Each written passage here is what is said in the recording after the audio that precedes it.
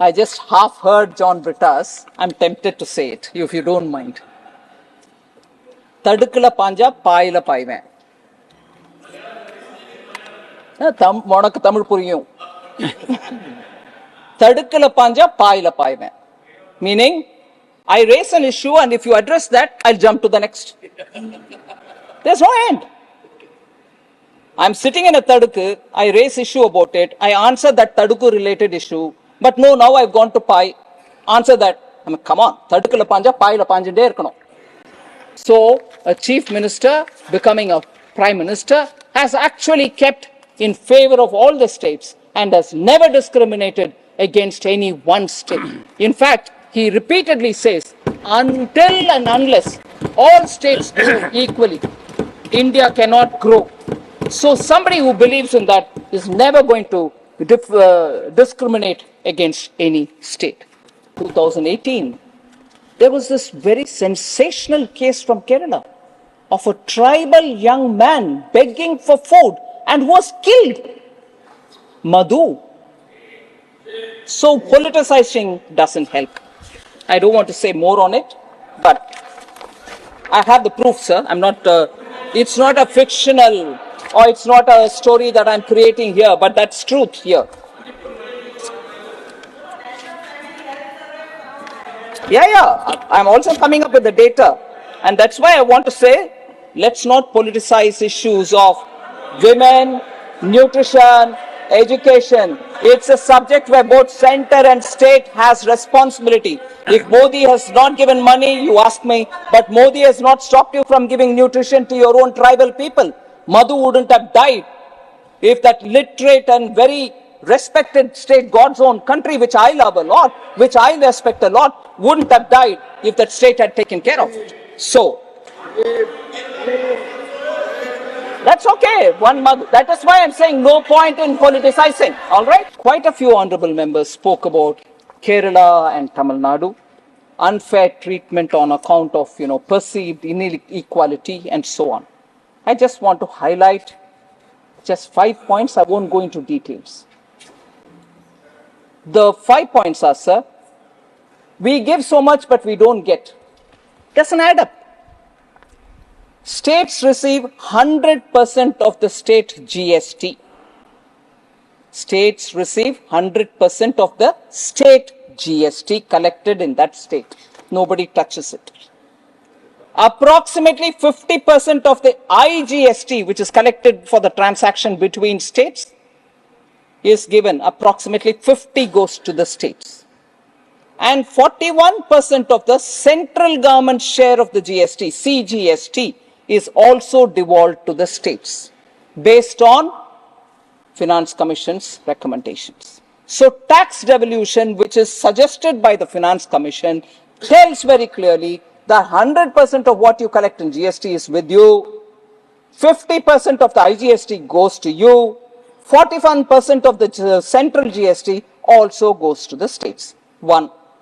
Second, industrialized states like Tamil Nadu have very many companies which are registered there, but which have pan-India operations, and they have concurrent tax payments.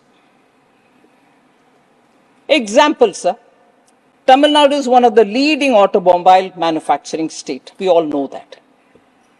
Manufacturers make profit because these automobiles are sold across India.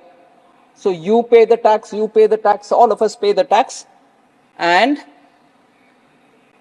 similarly, plantations from Kerala make profit selling their products to all over India. This explains why location of direct tax collection may not be fair and equitable principle, may not be on the fair and equitable, because the money comes from everywhere, but the tax is paid in the state in which they are registered. So if automobile companies are registered in Sri Perumbudur in Tamil Nadu and they pay their tax from there, it's not just that Tamil Nadu tax money is in it, all our tax money is in it. So when we say each state has, I've contributed this much, what have you given back? I want to say the tax is from all Indians, sir. Your company is registered there and you pay your tax.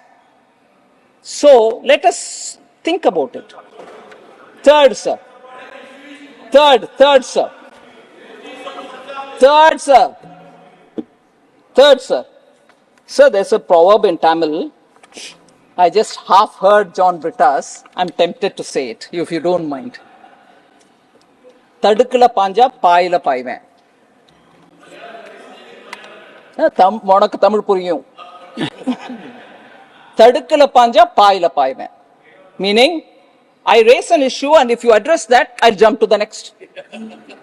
There's no end. I'm sitting in a Tadukku, I raise issue about it, I answer that Tadukku related issue, but no, now I've gone to Pai, answer that. I mean, come on, Tadukku la panja, Pai la panja der kano. Physical infrastructure such as roads, rails, ports, airports are built by the center. And expenditure on internal and external security is completely the center's. So, we have to make comparisons taking these points into consideration. The last 2 points, sir. I'm just giving this as an example. Tax devolution made to Kerala and tax devolution made to Tamil Nadu during the 14th, 13th, 14th and the 15th Finance Commission. Kerala, sir, when that is 32% devolution, 13th Finance Commission, had 33,368 crores. When I'm saying 13th Finance Commission, its period was 2010-11 to 14-15, in that duration. 33,368 crores. Then when the 14th Finance Commission submitted its report and its report's recommendation was accepted, just as soon as Prime Minister Modi took charge in 2014, and that 2014 report came into effect from 2015-16 to 2019-20. By that time, because the recommendation of the 14th Finance Commission was 42% will have to be devolved to the states, so the 32 became 42 in the tax devolution. 15th Finance Commission, it became 41 because of Jammu Kashmir becoming union territory. So 15th Finance Commission, it is 41%. And 15th Finance Commission term, which is running now 2021 to 25-26. So I'm reading the numbers for those three Finance Commission terms. 33,368 crore for the 5-year period, 80,188 crore for the 14th Finance Commission period, 1.11 lakh crore during the 15th Finance Commission. 33,368, 80,188, 1.11 lakh crore now in the current period. Tamil Nadu, sir, during the same time, 70,825 during the 13th Finance Commission's time, 1.29 lakh crore during the 14th Finance Commission, which ended in 2020, and during the 15th Finance Commission, 2.36 lakh crores. Just see the amount. And where are we being told your money is not getting devolved? You are getting the money. Sir, then the last point, sir, the fifth one, the credibility of this government, sir, is to financially empower the states can also be engaged from the fact that an issue which was pending from 1996-97 till 2014-15 happened, nobody touched it. That was actually money belonging to the states. Nobody touched it. It was lying as a pending amount, tax dues amounting to 81,645 was lying there. It was Prime Minister Modi who in 2015, talking to the earlier, this happened in 2021, talking to the ministry, to the officials, to me, all of us worked together with the states. There was some money which the states owned the center. This money was owned by the center to the states. 81,645 crores was then released, reconciled amounts adjusted, the net amount which went to the states was 43,168 after adjusting what they owe the center.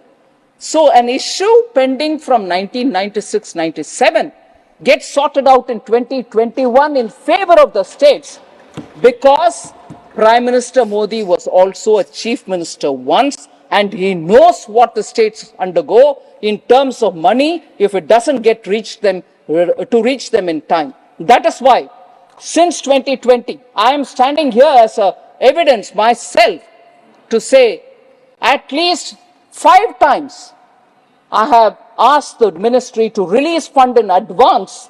So where they were supposed to get one installment, 2 installments have been paid in advance and not waiting for the due time so that the states don't suffer. So a chief minister becoming a prime minister has actually kept in favor of all the states and has never discriminated against any one state. In fact, he repeatedly says, until and unless all states do equally, India cannot grow. So somebody who believes in that is never going to discriminate against any state. So largely I've covered the issue, sir. I wouldn't go on to talking about internet connectivity and issues like that which many members raised, but I suppose the concerned ministers would also have their time to speak about it. Thank you very much for giving me. Sir, it's not just the numbers. It's also the way in which some schemes get executed. I want, for the sake of honorable members, to do a comparison between schemes which existed earlier and schemes that we are implementing, and to show how the execution of these schemes are making a difference to the common man's lives. Sir, Jan Dhan Yojana is something which we speak very often for financial inclusion. There was a scheme called Basic Savings Bank Deposit Accounts, a scheme which was launched in 2005. In nearly 10 years of that scheme, after being launched in 2005, in 2014, 10 years afterwards, there were 24.3 crore this Basic Savings Bank Deposit bank accounts which were opened. That account, which was opened for these poor people, had no facility for a debit card, had no overdraft facility, and also no insurance coverage. Suppose this person who gets this account dies in after opening the account, there is an insurance payment. None of these provisions existed in that scheme. Whereas under NDA now, Jan Dhan Yojana, which was launched in 2014, and in 10 years, I'm comparing that 10 years, set of 10 years and here 10 years. In December 2023, 51 crore Jan Dhan accounts have been opened. Compare the 24.3 crore, which had no other highlights, whereas here with the highlights. What are the highlights here? KYC have been made easy, debit cards and UPI payments have been made, 10,000 rupees overdraft without collateral is provided for that account, and accident insurance cover is also provided. So, just want to show that looking at a recipient, the beneficiary who lives in the village, who needs financial inclusion, not just opening of an account, but also coverage, and also for him to do his business further with working capital. This scheme and that scheme, I just want to highlight. So in a way, I'm going to call these Naam Ke Vaste scheme, which existed earlier, find life now and actually reach the right kind of target in the beneficiary's name. So BSBD accounts were Naam Ke Vaste. Pension, again Naam Ke Vaste. Launch it, forget it. Swalamban scheme launched in 2010. 2010. In 5 years, they had 29.42 lakh accounts opened. That is, in 2014, they ended up with only 29.42 accounts. Now, Swalamban scheme is what is Atal Pension Yojana, launched in 2015, 8 years only. And in 8 years, I'm comparing that with this, 5.95 crore subscribers have come into this scheme. 20 times more than Swalamban. Again, a Naam Ke Vaste's program, it is brought in, and then left where it is. But if you invoke something here, they'll say, oh, we've launched it, you don't credit us. Credit we will, but this is the performance. Jan Aushadhi Kendras. Jan Aushadhi scheme again was launched in 2008, sir. And in 2014, they had only 80 stores, 80 stores. In 2000, that scheme got continued. December 2023, sir, 10,000 stores have been opened in Jan Aushadhi. Where is 10? And where is this? And in the 10,000, now we've said we'll take it further to 25,000. Jan Aushadhi. In the Jan Aushadhi Kendras, the common people, I go visit Jan Aushadhi Kendras and talk to the people who are buying medicines there, check up with them, whether the claim that in many cases the prices are less by 66%, 72%, 89% in some other are true or not. And people tell you what they're buying.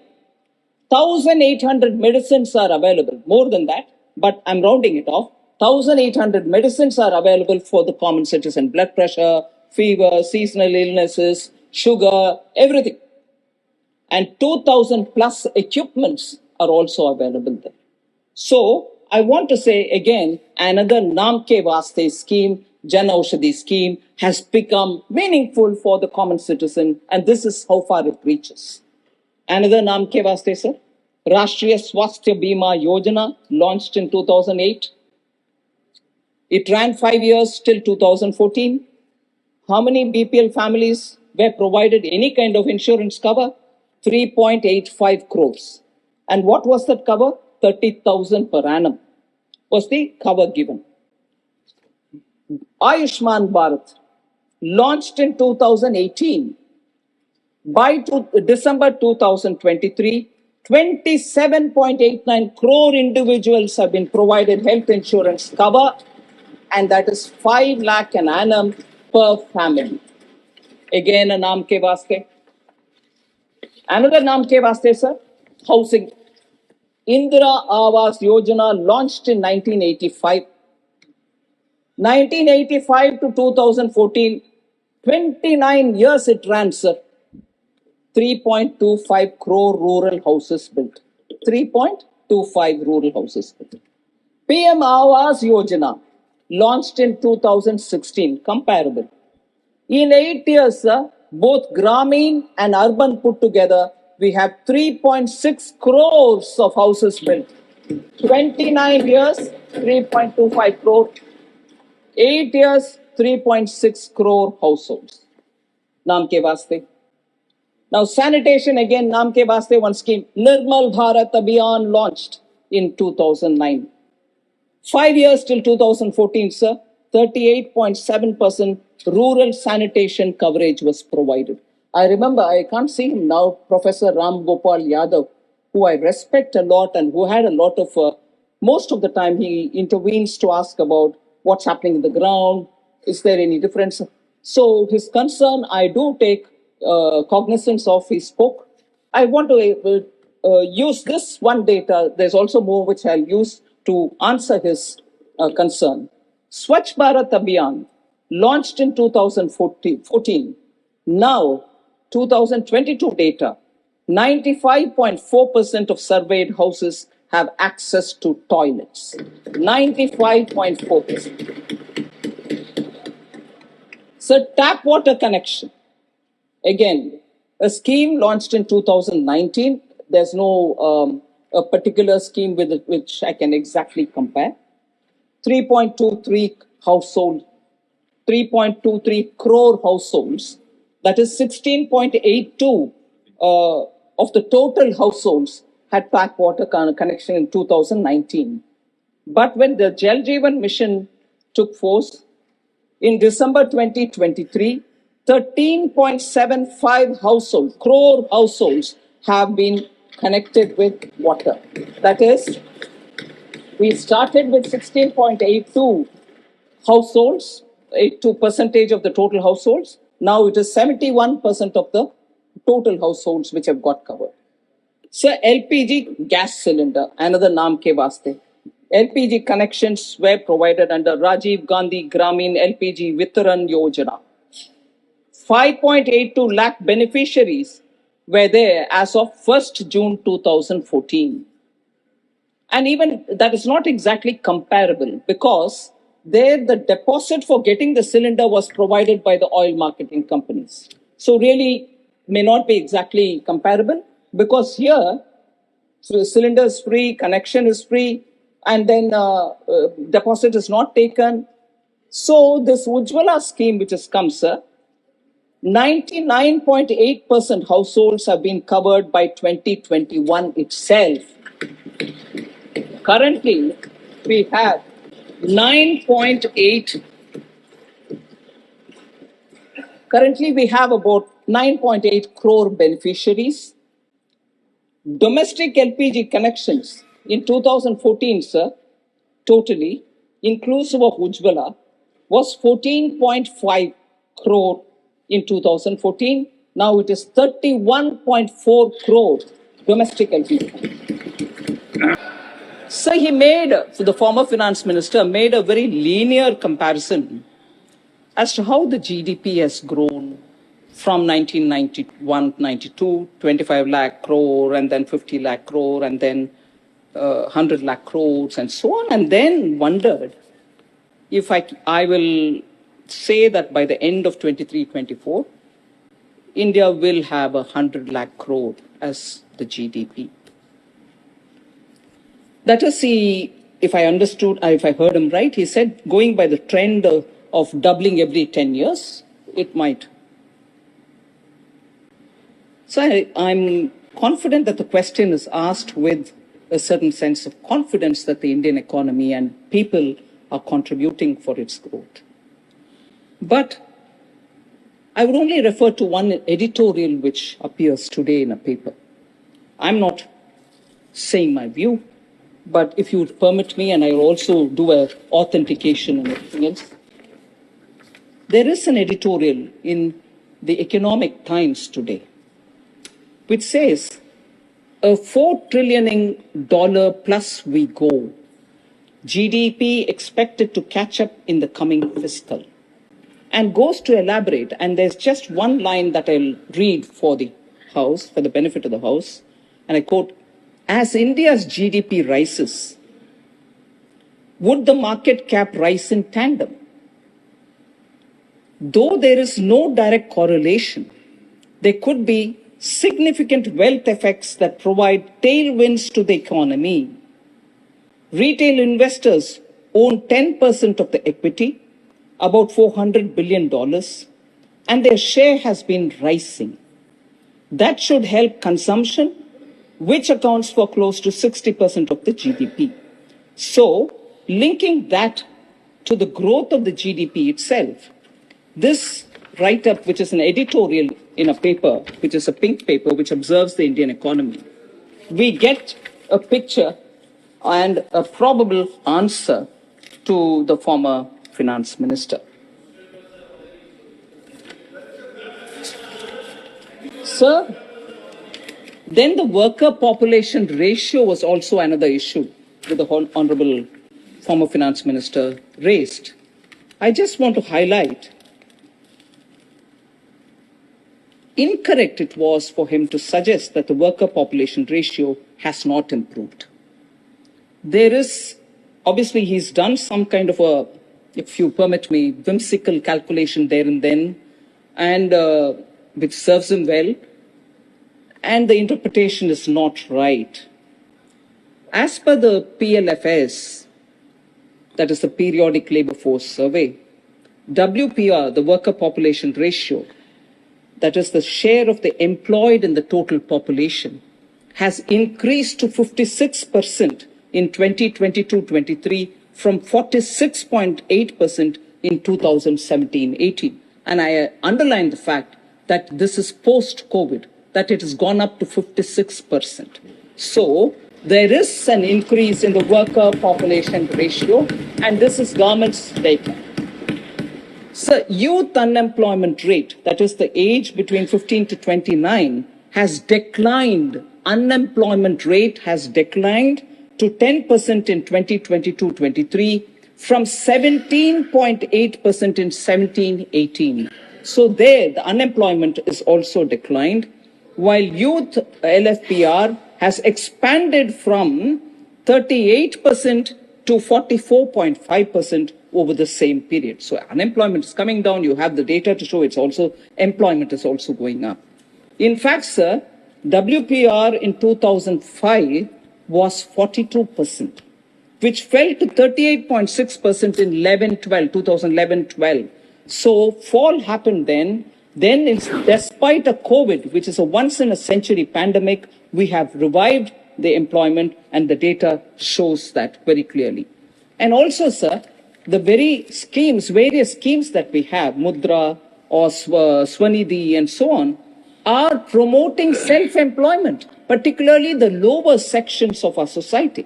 More than 25 lakh crores have been dispersed to over 44 crore Mudra accounts. 68% of them are women. They do their own business and probably employ one or two more people then. 73 lakh street vendors have availed of cheap credit under PM Swanidhi program, and even in that 44% are women. So I think the hard work and the entrepreneurial spirit of the Indian youth who go in for small self-employment cannot be ignored at convenience and cannot be raised saying, oh, the poor are without jobs at some other time. There should be some kind of a alignment. So this was raised by very many members, other than former Finance Minister Kanimuri, Dr. Ashok Kumar Mittal, and also Sujit Kumarji, Jose K. Mani, all of them had raised this issue. So the attempt to bring more employment, self-employment among women is also shown by the program that has been recently launched.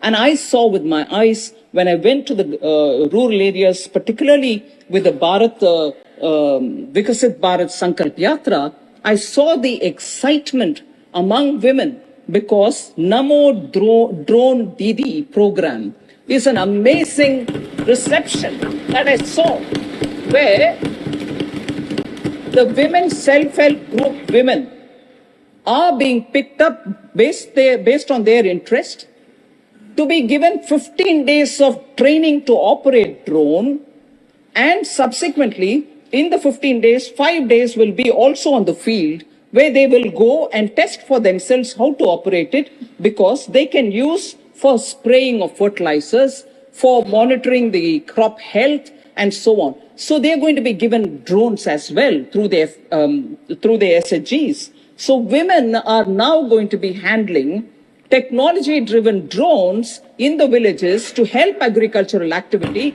And what can be more empowering for the women in the rural areas? Government's idea is to distribute 15,000, provide 15,000 drones to self-help groups, and for this an outlay of 1,261 crores. This scheme is 100% funded by the central government for a period between 2024-25 and 25-26. 2 years, this scheme will reach all the women in the rural areas so that they're trained and technologically handling this drone.